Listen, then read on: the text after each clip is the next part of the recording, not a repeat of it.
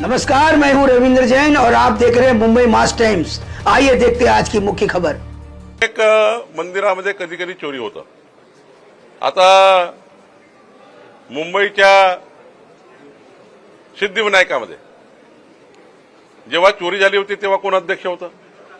कोणाचा अध्यक्ष होता? उद्धव ठाकरेंचा अध्यक्ष होता। मग तेव्हा उद्धव ठाकरेंचा राजीनामा मागितला का आम्ही?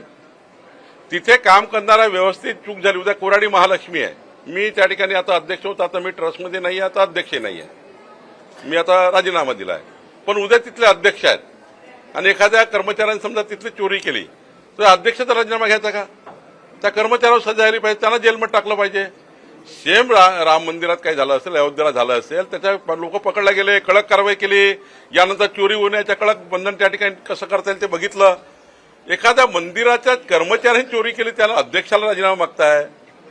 एखाद्या सिस्टीममधल्या नीटमधल्या एखाद्या पेपरच्या फुटीमध्ये काय असलं त्याला मंत्र्याला राजीनामा मागताय. हे जे राजकारण चालू आहे ना उद्धव ठाकरेच्या लोकांचं, हे नौटंकी आहे. आणि त्यामुळं जेव्हा तुम्हाला भगवान प्रभू रामचंद्राच्या दर्शनाला अयोध्येला जाण्याकरता प्रतिष्ठापनेच्या दिवशी निमंत्रण होतं, त्या दिवशी मताच्या लागून चालना करता महाराष्ट्रातले मतं कमी होतील म्हणून त्या ठिकाणी तुम्ही गेले नाही. तुम्ही भगवान प्रभू रामचंद्राचा तिरस्कार आयुष्यभर केला आणि आता तुम्ही त्या ठिकाणी असे आंदोलन करून या ठिकाणी काही मिळणार नाही आहे, काही भेटत नाही आहे. आंदोलनामध्ये तेच लोक आहे, काही जनतेला काही संबंध नाही आहे. जनतेला विकासाशी संबंध आहे. विकसित महाराष्ट्राकडे जनता जाते आहे. त्यामुळे जनतेला अशा आता काही आंदोलनाची भूमिका काही घेणं नाही आहे. जनता आता ही देवेंद्र फडणवीसजी आणि महाराष्ट्राच्या विकासाला समोर जाते आहे.